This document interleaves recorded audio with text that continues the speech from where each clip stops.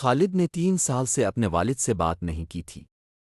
اس رات کے بعد جب وہ غصے میں گھر چھوڑ کر چلا گیا تھا، جاتے وقت اس نے کہا تھا کہ وہ پرانے اصولوں سے تنگ اچکا ہے، مگر اس کے والد امام ظفر نے صرف اتنا کہا تھا، بیٹا میرے گھر اور دل کا دروازہ تمہارے لیے ہمیشہ کھلا ہے۔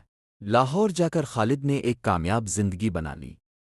وہ ایک ٹیک اسٹارٹ اپ چلاتا تھا، پیسہ، مصروفیات اور میٹنگز اس کی زندگی بن چکی تھیں۔ نماز اور دین اس کی ترجیحات میں پیچھے رہ گئے تھے۔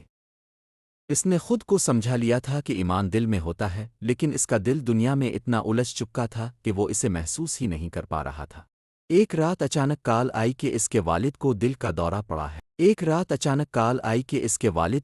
دورہ پڑا ہے۔ خالد فوراً سرگودھا روانہ ہوا۔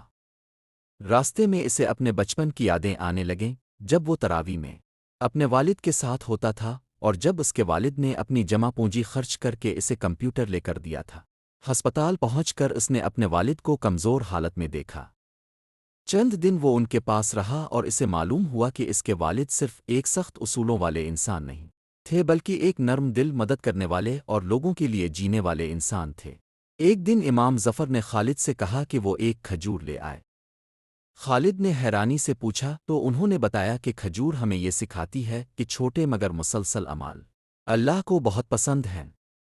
انہوں نے کہا، تمہیں بہت بڑا بننے کی ضرورت نہیں، بس روز تھوڑا اچھا بن جاؤ۔ اسی رات امام ظفر دنیا سے رخصت ہو گئے۔ ان کے جنازے میں بہت سے لوگ آئے جنہیں خالد جانتا بھی نہیں تھا، مگر سب ان کے احسانات بیان کر رہے تھے۔ تب خالد کو احساس ہوا کہ اس کے والد کی اصل کامیابی کیا تھی۔ اس کے بعد خالد نے وہیں رہنے کا فیصلہ کیا۔ اس نے اپنے والد کا مشن جاری رکھا، لوگوں کی مدد کی اور ساتھ ہی بچوں کو جدید تعلیم بھی دینا شروع کی۔ اب وہ کامل نہیں تھا، مگر ہر دن ایک چھوٹا قدم اللہ کی طرف ضرور بڑھاتا تھا۔ لیکن یہاں ایک بہت اہم نکتہ ہے، خالد برا انسان نہیں تھا، بس وہ ایک مصروف تھا، اور اکثر لوگ گناہ سے نہیں غفلت سے دور ہوتے ہیں۔ یہ صرف کھجور نہیں تھی، یہ ایک فلسفہ تھا، چھوٹا عمل مستقل مزاجی بڑی تبدیلی۔ یہی بات ہمیں پرافٹ محمد کی حدیث میں بھی ملتی ہے، اللہ کو سب سے زیادہ پسند وہ عمل ہے جو مسلسل ہو، چاہے کم ہی کیوں نہ ہو۔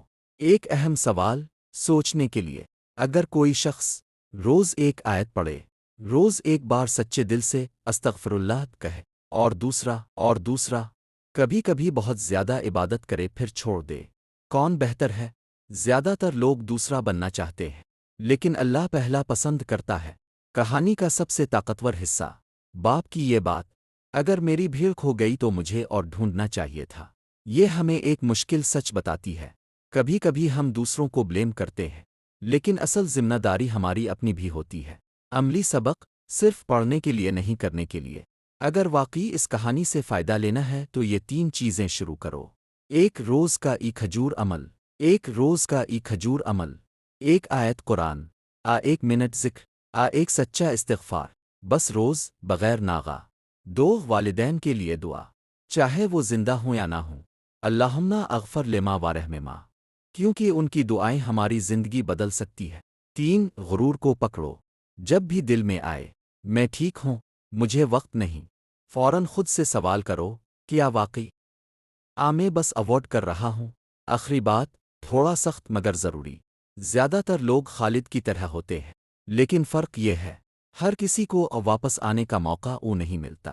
اس لیے اگر دل میں ابھی کچھ ہلا ہے تو اسے اگنور مت کرو۔